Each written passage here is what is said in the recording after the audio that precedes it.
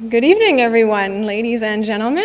It's really nice to see the women out supporting their men, their favorite men, I assume. Thanks for having me here tonight. In the cold weather, you've all come out and braved that, so I hope that you'll find this very informative. I've got lots to share with you. I hope you've brought some paper and a pen. If not, have no fear. What I've got is I started a list there that Dan has, and if you'd like to join my newsletter list, and if you'd like to get the slides for the presentation, those will be available as well. So I hope you'll make full use of those and have some questions ready for me by the end of my presentation on nutritional sleep solutions. So here's what we're going to cover tonight. We're going to be talking about why sleep's important, why can't you sleep. There are plenty of reasons why that may be so, but we're going to focus on some of the nutritional and lifestyle reasons. What dietary habits are you using that might be interfering with your sleep? Are there things that you should be eating to enhance your ability to sleep soundly? Perhaps there are things you're eating that are interfering with your ability to get to sleep or stay asleep. So we're going to find out what those foods are. We're going to find out how to combine them for optimal benefit. And also, some of you are probably wondering about all of those supplements out there. Do any of you take nutritional supplements? Yes. Good. I'm glad to hear it. Excellent. So there's a wide array, and what we're going to do is we're going to examine a couple of the nutritional supplements that are geared towards improving sleep. Okay? An interesting fact, we don't actually know why we sleep, although some of you may suspect, based on how you feel, that it feels good, it's regenerating, you feel better when you get a good night's sleep, right? And one of the things that has been noted is that there are numerous diseases that actually, your risk of different diseases is increased when you don't get enough sleep. So we see association with cancer and diabetes, type 1 and 2, as well as heart disease and depression, obesity. All of those conditions, degenerative diseases, for the most part, actually you will be more likely to be in your future if you are not getting enough sleep. It seems to have a lot to do with something called melatonin. Do any of you know what melatonin is? Let's see, raise your hand if you've heard of it before. Excellent. Oh, I'm very impressed. Right. So melatonin, the neurotransmitter, it's a hormone that we make when we sleep well. When we don't sleep well, we don't make enough of it. So we're going to be mentioning it again a few times in this talk because it's so relevant to immunity. And I thought because this is a prostate cancer support group, you'd be very interested in this piece of information. Turns out that cancer in general is significantly higher in those who work shift work. So if you can think about people who work shift work, such as nurses, perhaps, right? And who else did I meet? I want to say actuary, but there's another name for it. I had a client who was working at night doing the books, the numbers for a hotel in town. Night auditor? Maybe an auditor. Thank you, sir. An auditor, yes, that's what he did. So he was not sleeping at night, he was sleeping during the day. And so yeah, it seems to have something to do with daylight hours. The fact that when you sleep in the daytime, you can't truly block out all light. And some of you who know what melatonin is may have heard that if there's any light penetrating and the optic nerve is sensing that, then you do not produce melatonin. So that's pretty important. Okay, and this next study, which was referenced in a book that I find really fascinating, that women may find especially fascinating, it's a naturopathic approach to breast cancer, in which this naturopath listed a fact that a study said blind women have significantly lower rates of breast cancer than do women who can perceive light. So it seems that melatonin may have a lot to do with it. Since blind women are always in the dark, if they are truly blind, though there's several types of blindness, but the type of blindness where they don't even perceive light, they actually make melatonin constantly. So they have a very low rate of breast cancer. All right, so while we don't know if that is true for men who have prostate cancer and whether there's any link to other types of cancers, specifically regarding this study, that remains to be seen. but it seems that melatonin does play an important role in immunity. Here are some of the reasons that have been postulated for importance of sleep before we get into the nutritional side. So number one, proper cognitive function. I know that I can't think straight if I don't get enough sleep, and for me, I like to get at least 7 or 8 hours. Some of you may be able to get by on less and feel okay, but not all of us do. Helps you feel alert. You make other neurotransmitters besides melatonin. We make dopamine and serotonin, important neurotransmitters for helping us feel motivated, which is what dopamine is doing. Serotonin helps us feel calm and content, right? We have proper immune function as well. And again, I know some of you are very knowledgeable already about the immune system, having gone through your health crises. And healthy libido, well, let's leave that to the imagination. We have maximizing productivity. We have healthy attitude and outlook. People tend to be happier and more fun to be around when they're getting enough sleep, don't they? So those are some things to consider as to why we need sleep. We certainly feel the difference, okay? So I wanted to define insomnia before moving on, because there are different types of insomnia. It could mean any of the following, but always involves poor sleep or poor quality of sleep. Either you're waking up at night and can't get back to sleep, that's insomnia, or you can't fall asleep in the first place, so that's also insomnia, all right? Those things are what we are working with in terms of definition tonight. And as for why you can't sleep, there could be numerous reasons. Of course, you've, I'm sure, considered mental, emotional stress. What it does is it drives up your adrenaline level, cortisol. These things are not conducive to sleep, okay? These are hormones that are preparing you to fight or flee the scene, right? When you encounter stress. So that's not really conducive to sleep. And we have physiological and chemical reasons for insomnia, like neurotransmitter imbalances. So again, the melatonin deficiency, serotonin deficiency, dopamine deficiency, GABA deficiency. If any of you heard of GABA, it's the neurotransmitter that helps us feel really calm. Okay. So all of those things. We have hormone imbalances, so excess amounts of insulin, too little insulin. It can be either way. We have estrogen imbalance in women. We have men, a testosterone deficiency may play a role in it as well, okay?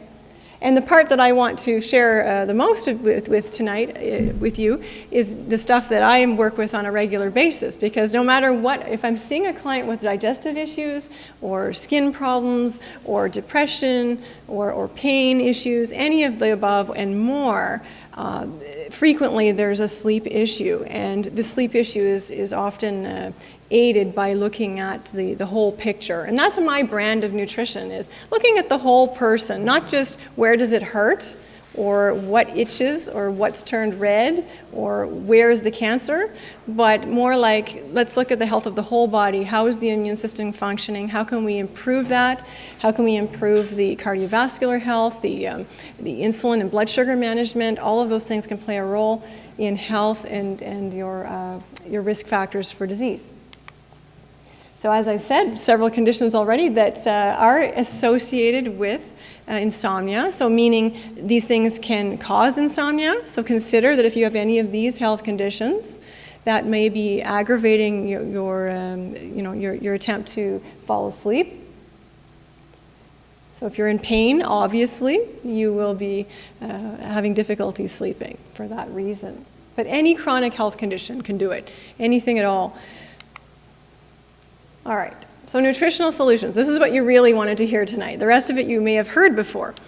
So number one, I wanted to discuss this special neurotransmitter called serotonin. Okay? So serotonin is a calming brain chemical, and when we have enough of it, we feel relaxed and content, and things don't bother us very much. When we don't have enough, we can be irritable, depressed, right? Sad perhaps, but more often apathetic. We stop caring about stuff. We just feel kind of blah, right? So it's very important for our mental and physical well-being, because if we don't look after if we don't feel like bathing and looking after ourselves, then that could be something that interferes with our physical health as well. We don't feel like exercising, we won't exercise, we gain weight, right? So it's important to realize that your diet will influence how much serotonin you make. So will how much sleep you get influence how much serotonin you make. So it's a bit of a vicious cycle. If you don't sleep, you don't make serotonin, and you may not be sleeping because you don't have serotonin, and it's just this ongoing thing. So you need to jump in there and boost the serotonin through dietary or other means.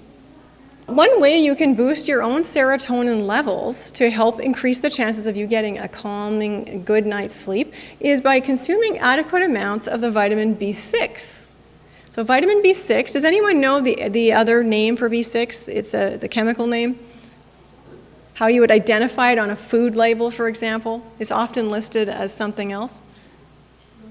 It's actually pyridoxine hydrochloride. Oh yeah, of course. Yeah, $17 word, as we say. Yeah, pyridoxine hydrochloride. You may see that on a cereal box or a bag of bread or something like this, where it's been added to fortify the food. So the good news is there's lots of B6 in many favorite foods, whole foods. I'm a whole foods type of nutritionist. Oops. I really stress the importance of eating good quality, natural, minimally processed food. Okay? That means less food coming from boxes and cans and bags, more food that's coming unpackaged. So you'll get the idea. There are a few examples right there. So here we have the highest sources of vitamin B6. So you see some fish there. You see avocados. Any fans of guacamole here? Great. Very healthy fats in there as well, right? We have bananas, we have chicken, we have green peas and potatoes, walnuts, wheat germ. Essentially, well, almost every food group is represented there, right? The traditional 4 food groups. We don't have a dairy product on that list, but in fact, there are other nutrients in dairy that can help you make serotonin, so that's coming up very soon. But if you consume these foods, you may find that you actually, not only do you sleep more easily, you dream more easily. Have a tuna sandwich as your bedtime snack, or you eat fish late in the day, so for supper, for example. You may find that you remember your dreams more clearly, and you have more vivid, colorful, interesting, and complex dreams. And that is why we call vitamin B6 the dream vitamin. If you don't get enough B6 in your diet or through other means like supplementation, you may not dream. So if any of you are wondering, well, I don't remember my dreams ever.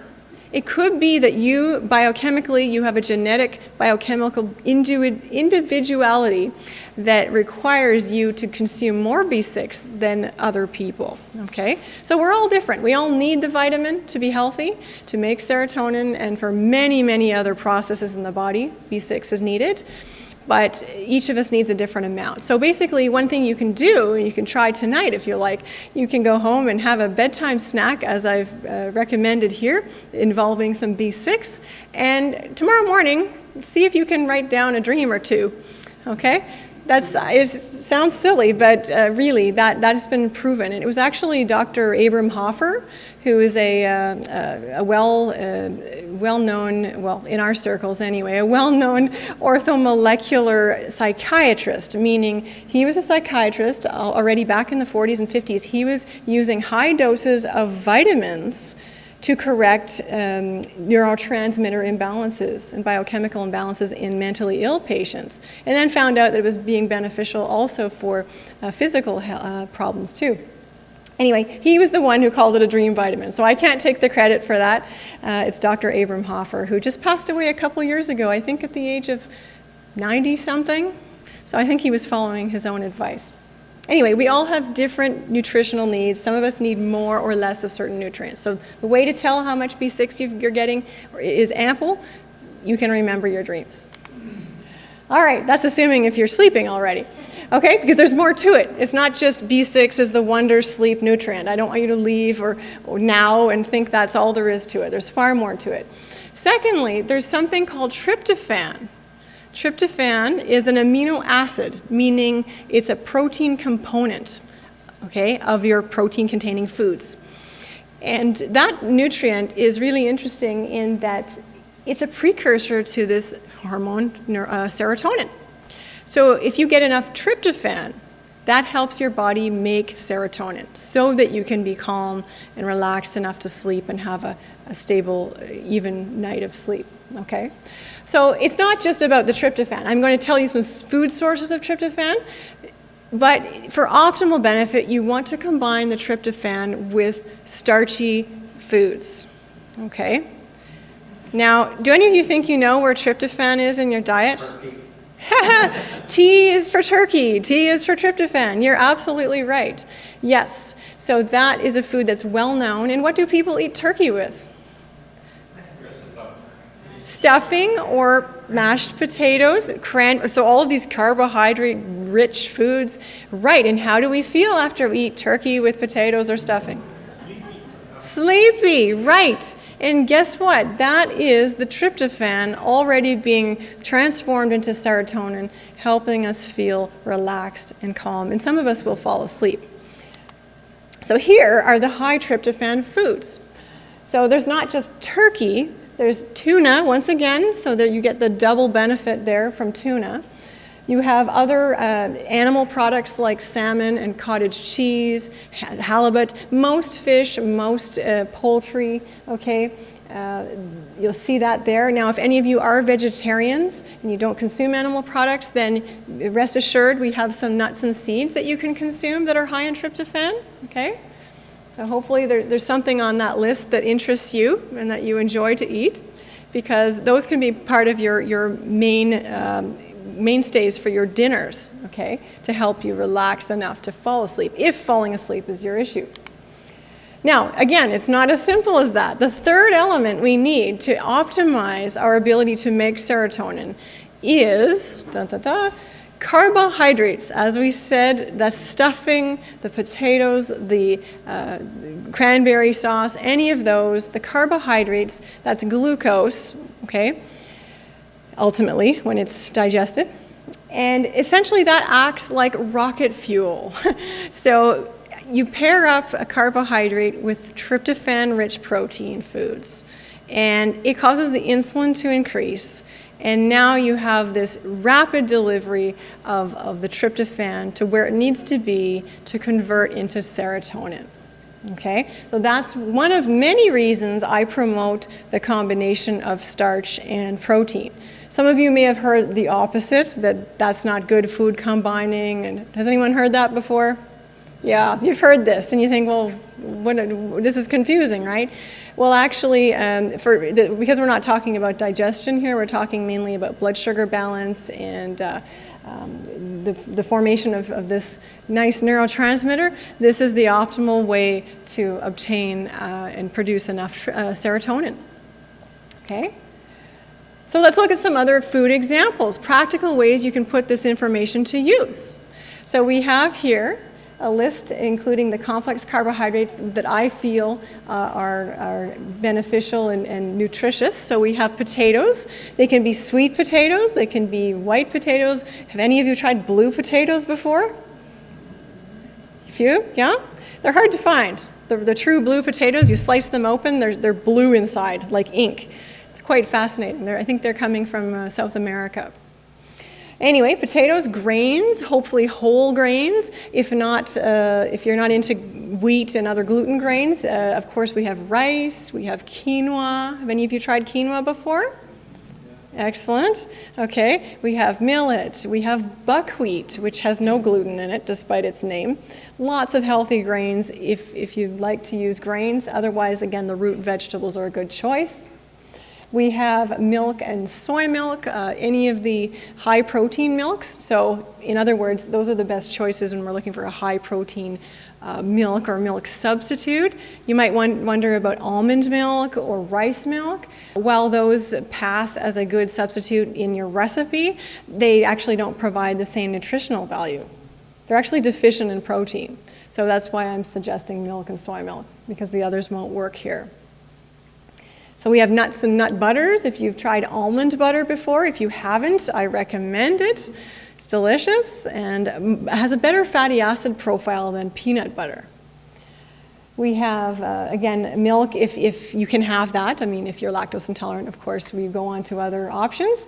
We have dried figs, new bananas. What are new bananas? Green or basically slightly yellow, just newly ripe, okay? Not with black spots, because those are extremely starchy and they actually have a higher caloric value. And anyway, there are a number of reasons why I suggest avoiding them. Turkey, tuna, and chicken I mentioned because they're high in tryptophan. And what you should do, what I suggest, is that you consume these with your evening meal or at least 1 hour separating what you ate from bedtime. Now, so those are some foods that will help you sleep. What about things that will interfere with your sleep? Maybe you've already identified a couple of things that are preventing you from sleeping well. One of the reasons those foods may not be helping you is they contain tyramine. So tyramine is an amino acid, okay, one of many, and it's naturally occurring in foods, especially pickled foods, fermented foods, cured, aged foods. I'm going to show you, actually I showed you a list right here of some of the foods highest in tryptophan. Tryptophan is a precursor to dopamine. Dopamine being a stimulating, vasoactive amino acid. So stimulating is not what you want, right? When you're going to bed, when you're hoping to get a good night's sleep. I suggest avoiding things like aged cheeses, okay? Dark chocolate will have tyramine in it, not to mention it will have caffeine in it. Cured meats, ham being a good example. Fermented beverages. Can you think of a fermented beverage? Yes, wine, beer. I mean, anything that involves a fermentation process, alcoholic. And alcoholic beverages are not recommended for other reasons too. So we're going to look at that later. All right, there's the ripe bananas, which again have tyramine, which is stimulating. That was the main reason I wanted to tell you ripe bananas were not good. Black spot bananas. Sauerkraut and avocados. Now the avocados are fine as long as they're not overripe. How can you tell an overripe avocado? Well, they're black on the outside, right? What's that? Dark green. Dark green? I find they're okay when they're dark green. I find when they turn black and they're soft and there seems to be air between the skin and the flesh, then they're too far gone. So they will contain more tyramine. So essentially the rule of thumb is if it's old, don't eat it in the evening. Old things, aged things, don't eat them in the evening. All right? That pretty much sums it up for tyramine. So avoiding those foods in the evening. What I didn't include on here that I should have included is pickles. Anything pickled, like olives that are pickled, okay? Avoid those in the evening as well. Now, I'd like you to consider something that may not be that, commonly known, and that is that it's possible that what may be preventing you from having a good night's sleep is that you are reacting to something you're eating or something in your environment, okay? If the immune system is activated in a certain way, by a substance you're sensitive to, for instance, what happens then is that your heart rate goes up and there are a lot of stimulating hormones that are released, like adrenaline, right, to help fight that scary invader, even though there's really no reason to do so. All right, so the most common offenders I find is that, what I've listed here, these 3 or 4 things. Chocolate, you don't have to necessarily be allergic to it to react to it because I've said already it contains tyramine and caffeine. But chocolate may be something you're sensitive to, okay? So I'd like you to consider that. Eat your chocolate earlier in the day and just a moderate quantity. 1 or 2 squares is what I call a moderate quantity of good quality dark chocolate, 70% or higher. Artificial colors and flavors. Now, where would you find those? Well, Halloween candy is the most common source. What was that, sir? Everywhere in packaged processed foods, correct. So whether it's a liquid or a solid, those things that are processed with labels, food labels, you may find those ingredients there. So one of the most, I think, important offenders to remember is the color yellow number 5. Do any of you know the name of the other chemical name for that? Yellow number 5. It's also known as tartrazine. Tartrazine.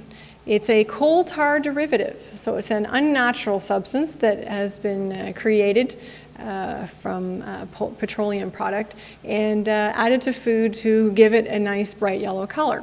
Now, a lot of companies have removed it mainly because they're finding, because it has a chemical structure similar to to aspirin. Anyone who's sensitive to aspirin, allergic to aspirin, asthmatics as well, they don't do well with yellow number 5, tartrazine. So they're taking it out of a lot of products, but you'll still find it. If you go to the grocery store, I promise you, you'll find an item or two with tartrazine in them. So look at the bags of chips and snacks and treats, okay? That's where you're probably going to find the most flavored chips and treats. Not always yellow in color. One of my students brought in a box yesterday. We were looking at food labels on purpose, and I said, bring in the craziest labels you can find.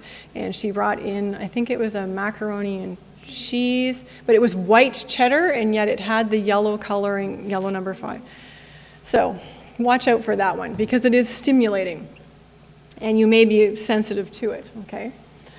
So the other ones include, well, don't forget, I didn't write flavor enhancer on this list, but MSG is a flavor enhancer, and that is known to be a neurotoxin. It's a neuroexcitatory substance. So in other words, it stimulates or overstimulates the neurons, and it can actually promote them to die an early death. For more research or information on that, because I could go off on a big tangent here, Dr. Russell Blaylock, he's now retired. He was a neurosurgeon, and he wrote a book called Excitotoxins, and he discusses MSG and aspartame as neuroexcitatory chemicals. Okay, so there's a lot of interesting research about that is not widely known yet in the mainstream. So I recommend that book. And then we have sugar. We know sugar stimulates insulin, which is stimulating. So on its own, sugar eaten by itself is stimulating and can disrupt you from having a good night's sleep. Usually because the sugar level in your blood will drop suddenly if that's all you ate, right? If you had a bag of, let's see, good example here, jelly beans. Well, there's not much else in jelly beans other than color, flavor, and sugar, besides a little bit of gelatin. Hold it together, and those would elevate your blood sugar very quickly and then cause it to drop very quickly. And that sudden change can actually prevent you from having a stable, sound, mental pattern and energy state. Dust, mold, and yeast. Well, you probably don't think you eat dust or mold unless you like blue cheese, but in fact, I mean, there are molds on the surfaces of most vegetables and fruits, which is a good reason to wash them well. Most of us aren't allergic to them, but some of us are, so keep that in mind. You might be inhaling or ingesting molds, yeast particles that could be exciting your immune system in the wrong way. Okay, so not exciting your immune system to fight cancer cells, but exciting the immune system to fight something that's unnecessary. And it will waste its resources doing so. So unfortunately, some of us have these sensitivities. So make sure that your environment at home, your bedroom, is free of dust, mold, and yeast, but that's just a lifestyle tip. But in your diet as well, to cut back on things that are, again, aged and fermented, you have another reason now to avoid those. Now, so as I was saying, I'm moving towards something called allergy, or cerebral allergy, in fact. So cerebral allergy is a kind of food sensitivity that results in changes in cognitive function, behavior, and mood. Okay, so there are children who are diagnosed with ADD or ADHD when in fact they have an undiagnosed food allergy. Okay, and that's been proven many times by a pediatrician in the United States named Dr. Doris Rapp. RAPP. She has a website. She's an elderly lady, but she's been in practice for many years, and she has actually videotaped her patients with their permission over the years, showing the difference between when they didn't have milk and then after they've been given milk, or after they've eaten a certain food, whether it's corn or egg or yeast or mold. They will all have different reactions, and some of them become very restless and others actually get very sleepy. So it depends on you. So here are just a few of the things that could cause a cerebral allergy, okay? And I've listed them here. Most of those foods we've already discussed. But one of the things you can do to find out if why you're not sleeping is due to a food sensitivity or allergy is you can give up these foods for a minimum of 10 days. Completely give up. So no cheating, no treating, as I prefer to call it. You can't just have a little bit of milk in your coffee. That will negate the experiment. You'll need to give those foods up for a good 10 days, replace them with other nutritious substitutes. If you need help with that, that's what nutritionists are for. And then on your 11th day, for example, you challenge yourself with those foods one by one. So you begin with milk or gluten or yeast or one of these things, and on that day only introduce one item. And I've done this with many clients, and it's amazing how clear it becomes to them that that food is causing their health problem, okay? It's triggering their symptoms. So it's quite interesting because the client tells you, I'm obviously sensitive to this item. So I don't do any diagnosing. I can't do that in my practice. I can't diagnose, I can't treat, I can't cure. I'm only a nutritionist, not a doctor. So it's fun to find out these things from clients who've tested these foods on themselves and identified things that could be disrupting their mood, their energy levels, their sleep, and their digestion, et cetera, et cetera. When you say Yes. flavors, I'm not sure what you mean by that. Artificial flavors. So usually there's no specific chemicals that the industry is sharing with us. It'll just say artificial flavor on the package, okay? So I don't have any chemical names to warn you about, unfortunately. Pardon me? No, spices are spices, yeah. They can't hide artificial ingredients there, and spices typically don't cause allergy, but there's also always an exception. I've met a couple of people allergic to garlic, probably because they used to eat an awful lot of it. And it seems that we've noticed in our field that the more of something you eat, the more likely you become allergic to it, okay? So that's kind of interesting. Now, here's one for those of you who have to deal with your blood sugar on a daily basis because you're diabetic, or those of you who seem to be prone to hypoglycemia, low blood sugar. This is, in either case, this is very important to realize that this could be disrupting your sleep if your blood sugar is bouncing up and down, okay? So this is why. Low blood sugar will trigger the release of a number of hormones. It's a whole cascade of hormones. So first we have insulin. Insulin, I think of it like a taxi driver for sugar. So the sugar goes from the digestive system into the blood, and then insulin is released from the pancreas, and like a taxi driver, picks it up and takes it to the cells to be burned for energy, as energy. Okay, and so that's, I didn't actually mention insulin here, funnily enough, but adrenaline I'm actually mentioning here specifically because when your blood sugar drops, your body releases adrenaline, and that is stimulating and actually can keep you awake. If any of you wake up during the night and you can't get back to sleep, you're wide awake, consider this. Consider that your blood sugar has dropped. You may not be shaking or in cold sweats or feel nervous, but you may be wide awake. And your body may not let you go back to sleep until it's fed because blood sugar's dropped, the brain isn't getting adequate glucose, and your muscles are not either. So that's why it's important to nourish yourself if this happens. But there's a way to prevent that, okay?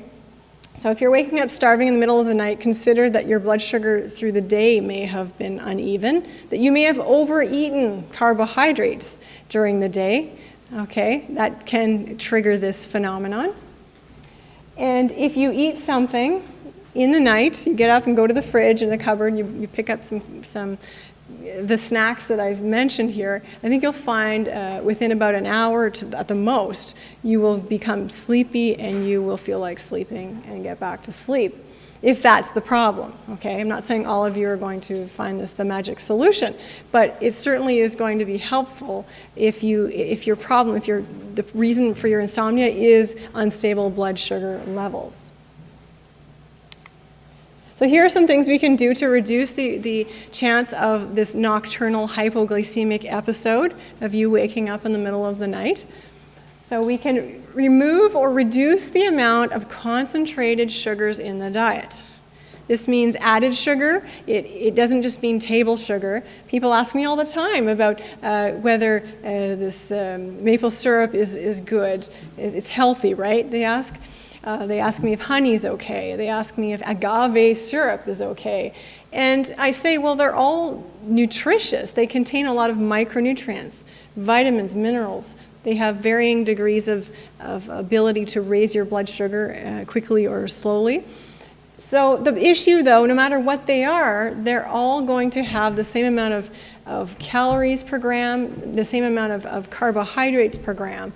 And I'm concerned that ultimately, eating too much refined sugars of any kind, any concentrated sugar, you will experience low blood sugar, okay? Eventually. It'll spike and then it'll drop. So avoiding those as much as possible.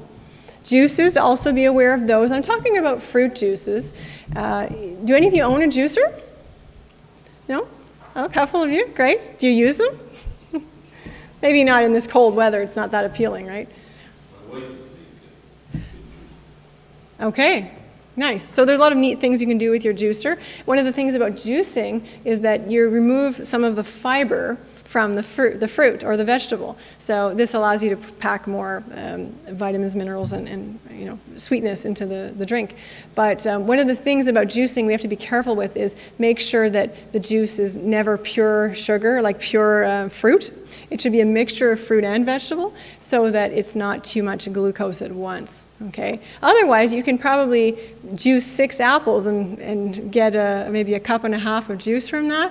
Well, that's nice, but that's like eating 6 apples without the fiber. So your blood sugar will increase very rapidly. So I suggest if you do juice, and I'm a big fan of juicing, to make sure you're consuming some solid food, some proteins, some healthy fats like some cheese or some nut butters or nuts along with it to just slow the absorption of those sugars into your bloodstream. We can reduce caffeine use, okay, because we know it's a stimulant. I suggest not drinking caffeinated beverages past noon if you are having difficulty with insomnia. That could be one of the reasons, okay? Eating smaller meals more often. That's another good tip to stabilize your blood sugar and prevent large amounts of insulin from being secreted, large amounts of sugar from entering the bloodstream, okay? Never eat carbs alone. That is probably the most important, and this is a big gift to you tonight. I hope you'll realize the value of that gift when you try it. Never eat carbohydrates alone. That means not eating fruit by itself, having it with some nuts or some yogurt, for example. The importance of this is that by doing this, you're slowing the absorption of the sugar into your blood.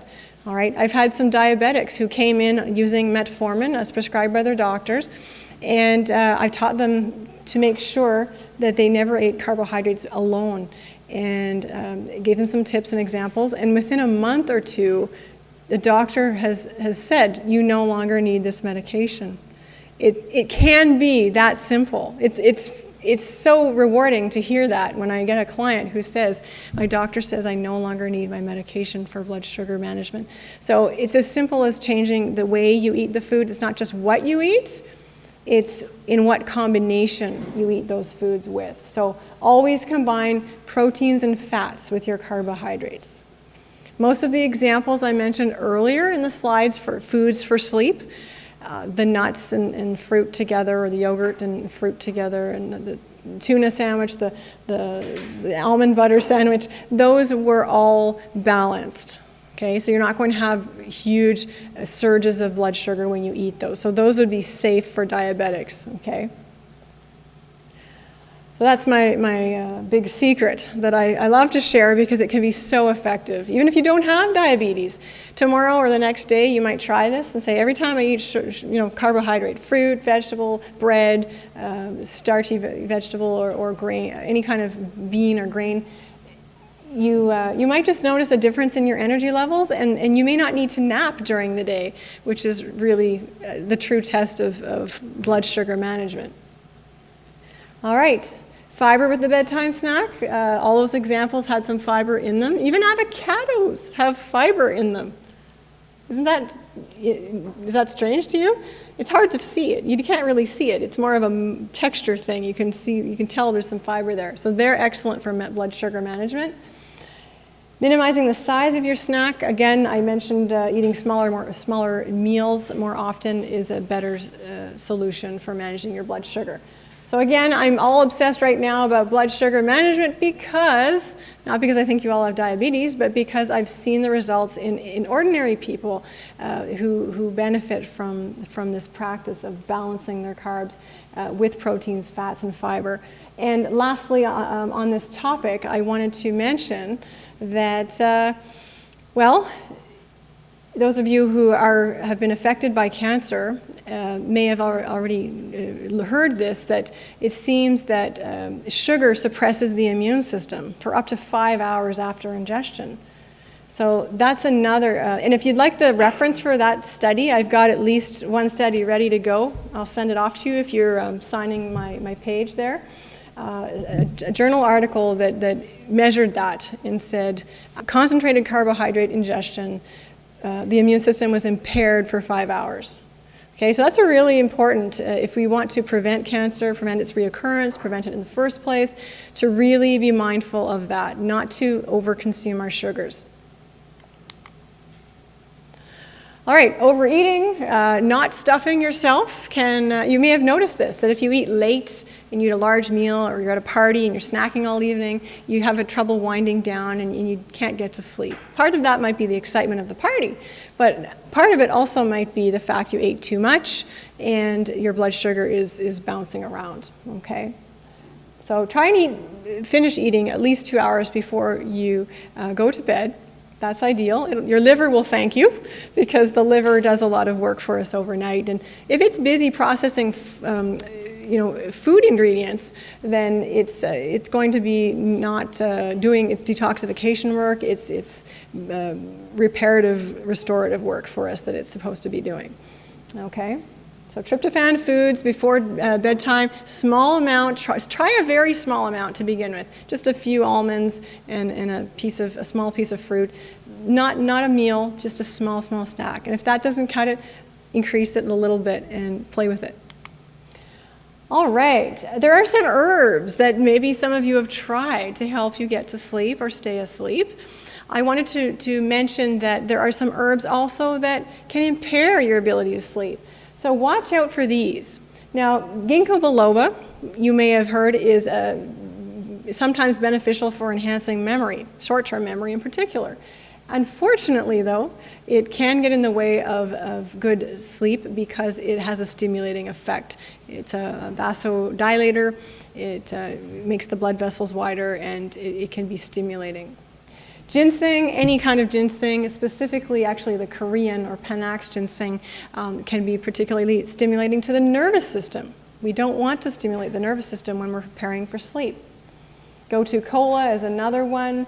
Ephedra, which, if you use any nasal decongestants, they contain pseudoephedrine often, and pseudoephedrine is the synthetic version of this plant. And one of the effects of this bronchodilator is that it's stimulating to the nervous system. So it'll wind you up, these non-drowsy antihistamines. That's what's in there. Cayenne, innocent spice, right? But because it's a hot spice, it tends to open up the blood vessels and stimulate circulation and be a little too much for some people. Not everyone is affected by cayenne, but be mindful of it. If you've been eating a lot of it and you're not sleeping, cut it back. All right, so now we arrive at the natural supplement section, natural sleep aids. Now, first I'll begin with just the nutrients, okay? The nutrients we know are essential for health, but if we take additional quantities, we can have even more benefit.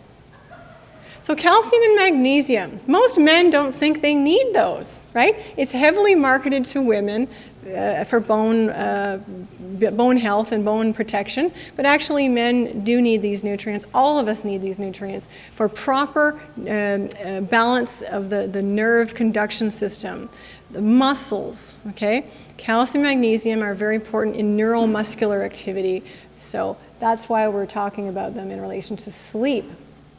So I suggest a 1-to-1 ratio. That means equal amounts of the mineral magnesium with calcium. Magnesium is a relaxant. Calcium is a more contractive, but when balanced together, the net effect is usually relaxation and good effects. Okay. Some of you, if you suffer from constipation, you may want to take extra magnesium on top of that. There are some formulas out there in the health food store that have a 2 to, or what they call a 3-to-2 ratio, 3 parts magnesium to 2 parts calcium. Most of us are magnesium deficient. It's one of the most deficient minerals in our society because of the processing of food. The soils are not refurbished properly. That is why we may be magnesium deficient. So if you get leg cramps, that may be a clue you need more magnesium. All right, twitching of muscles, the eye and various other muscles. All right, so magnesium glycinate is my top choice. It's available in health food stores. Why is it my top choice? It's because it's easier on the bowels and it's more absorbable. That's why it's easier on the bowels, because it doesn't go out with the feces, it stays in the body. So it actually crosses the blood-brain barrier, unlike some of the other forms of magnesium. So that will benefit the nervous system and help you with relaxation. It's not a sedative, I'll have you know that. Okay, so don't be worried about you can't operate heavy machinery or go driving and things like this. It's still safe. If you have a B complex nutrient supplement formula or like a multivitamin mineral formula, they often will have about 50 milligrams of vitamin B6, and that should be a good start. If you're not taking one of those now, if you begin taking one, you can see if that is adequate to produce dreams. All right, now in this section here, I wanted to make sure that you all understood that, again, I can't assume responsibility for recommending herbs, and you may be taking certain medications or have certain other health complications that make these herbs not safe for you. So please, I suggest you consult with your pharmacist. Your pharmacist will know more than your doctor in most cases about interactions between herbs, nutrients, and drugs, okay? So please check with your pharmacist first. One of these things is called 5-HTP. Have any of you heard of that before? Okay, so 5-HTP is a precursor to serotonin. So just in case you're concerned that, oh, you're eating tryptophan foods and you're not getting the results with sleep, you can buy a supplemental form of this substance called 5-HTP, which will better improve your opportunity to make serotonin. All right, so some of the benefits that we've seen in studies, it increases REM sleep, which is your dream cycle of sleep, phase 3. It increases or shortens the time that it takes to fall asleep and reduces the number of wakenings. Now, I always suggest taking the lowest dose possible because it can be quite effective. So starting with 50 milligrams only, and working your way up by 50 milligrams, like 1 capsule extra if you wanted to see some results and you weren't getting them at 50 milligrams. Take it 1 hour before bed. Important though, for maximum benefit, if you're taking 5-HTP, do not take it with food. Take it with water, not milk. Water, herbal tea is fine, but no other competing proteins, okay? So take it on its own and wait for the magic to happen. But it's naturally sourced. It's taken from a seed of a plant. And isn't it wonderful that nature provides us with things that mimic our own neurotransmitters and hormones? Fascinating to me. Do not take this one, though. If you are on a prescription antidepressant, sedative, anti-anxiety medication, please talk with your pharmacist to make sure you can use it first. Melatonin. We talked earlier about that and the importance of that for a healthy immunity, and that you make it when you're sleeping in the dark. You make it when you sleep in the dark. So if your room is not dark because you live near a street lamp or something, then you can wear something over your eyes to block out that light. That will better increase your opportunity to make serotonin and melatonin, because they actually, one will help you make the other. So it regulates the sleep cycle. It's suppressed by artificial light, which is why I'm suggesting the little blinders at night. And it actually increases sleep time. So there are a lot of interesting benefits to melatonin. It is synthetically produced. It used to be extracted from, I think, bovine pineal glands, but now it's synthesized in a laboratory to be exactly the same effectiveness without any concern for contamination or allergy from beef, okay? So that's something you can use. Starting with the lowest dose, I recommend just 1 milligram. Even if you cut the tablet in half, it can be very effective, okay? So half a milligram or half a tablet would be a good start. Again, taking it about an hour before bed is recommended. You will know that you've taken too much when you feel groggy in the morning, okay? That's your clue to back it up. It's not going to do you any harm, other than maybe just making you a little mentally slow for a bit until you really wake up. But that's what you should be looking for. Ltheanine. Do any of you like green tea?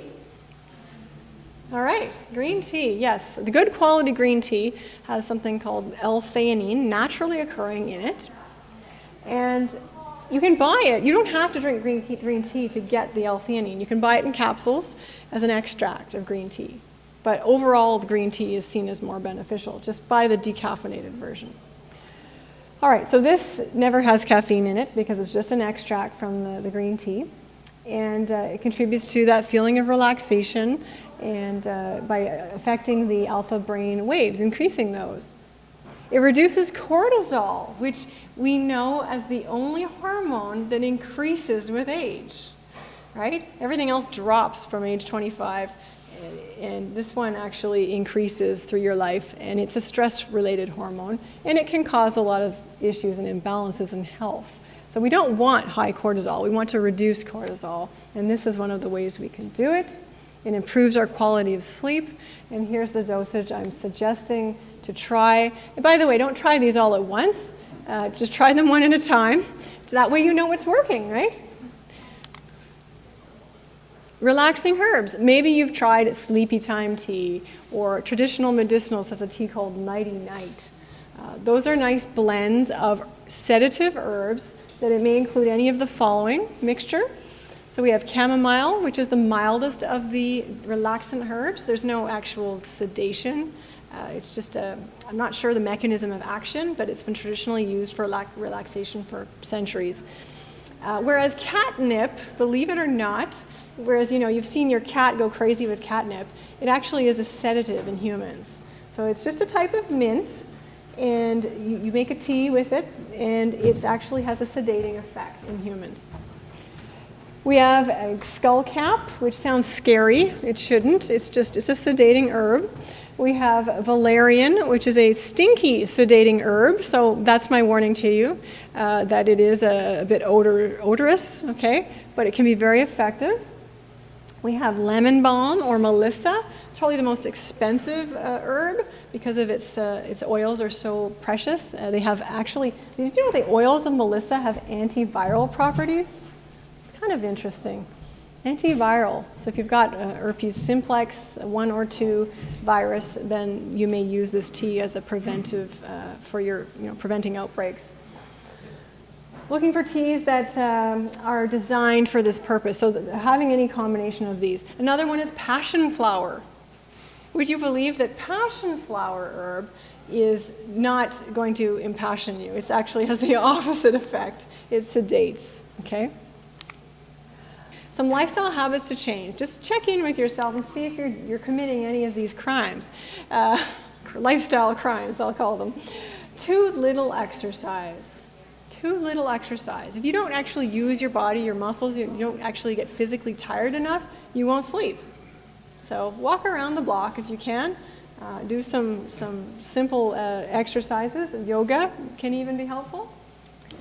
We have the fact that it uses up your energy and relaxes the muscles, as I said, and it helps release serotonin. Once again, our friend serotonin is important for sleep. Then we have the stimulant drugs, which I'm sure you realize don't help you sleep. So caffeine, nicotine from cigarettes. We have antihistamines with the pseudoephedrine ingredient on the non-drowsy box. That's to be avoided. Some prescription drugs, some of the medications you're on may be interfering with your sleep, so please talk to your pharmacist about that. Diet pills, thermogenic aids. A lot of bodybuilders like to use these things.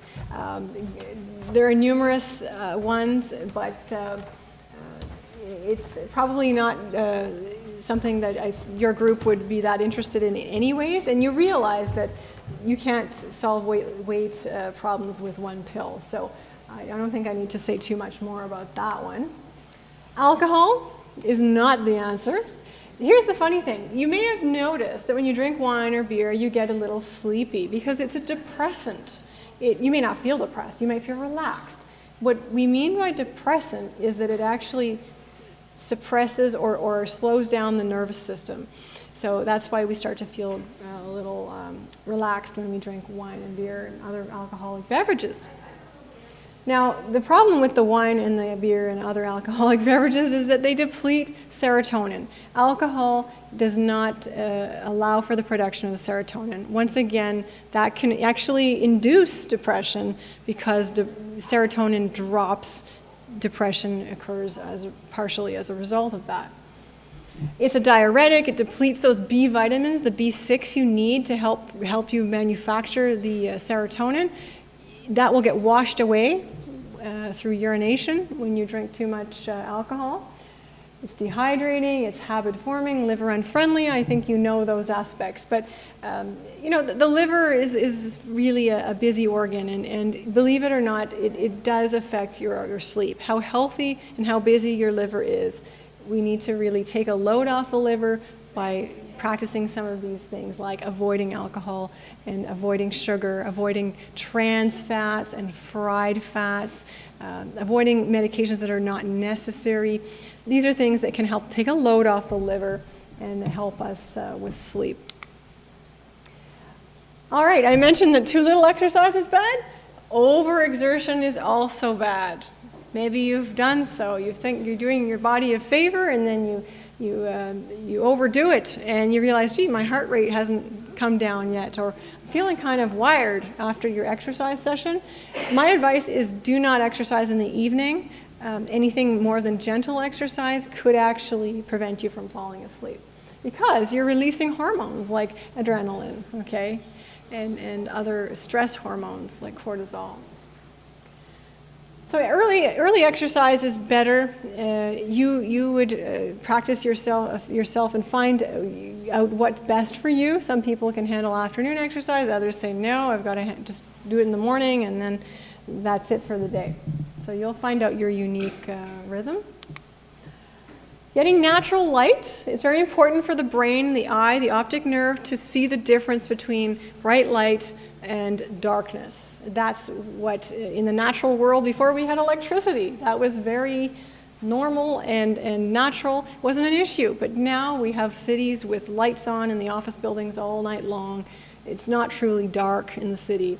So that can be preventing us from manufacturing melatonin and from feeling sleepy. So one of the things you can do is turn the lights down in preparation to wind your body down for sleep. So eliminating sources of light, as I mentioned, to wear the little eye mask to prevent light from penetrating, closing your blinds. If you get up at night to use the washroom, which I'm sure is a necessity for most of us, it's important to not turn on any bright lights. have a little flashlight, or feel your way to the washroom, or you'll find your way, I'm sure, knowing your own home. But that's really key for preventing the production of melatonin from ceasing. Okay? Because as soon as you see natural light in the night, that melatonin gets shut off. So you've lost some of your immune protection, and also, again, it prevents you from falling back to sleep. Finally, how many of you nap? Who wants to admit it? Perfectly normal. Perfectly normal for the age group that I see here tonight. It's beneficial. I wish more of us, my age, would nap. I wish it was more acceptable, right, in the workplace. On the other hand, though, you might be napping, and you might be napping too long if you can't sleep at night. So consider that. Cat naps are fine. Closing the eyes, lying down may be all you need. You don't have to actually fall asleep to get some rest. So really pay attention to how long your nap is, and keep it short. And I wanted to remind you of the old adage that I know my father says often. He says, early to bed, early to rise makes a person healthy, wealthy, and wise.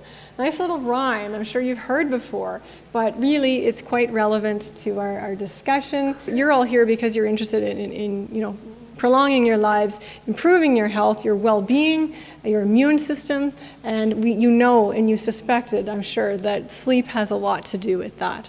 So I hope you found some gems in my talk tonight, and I'd be happy to answer any questions about sleep and nutrition and how they interrelate. Thanks. Thank you.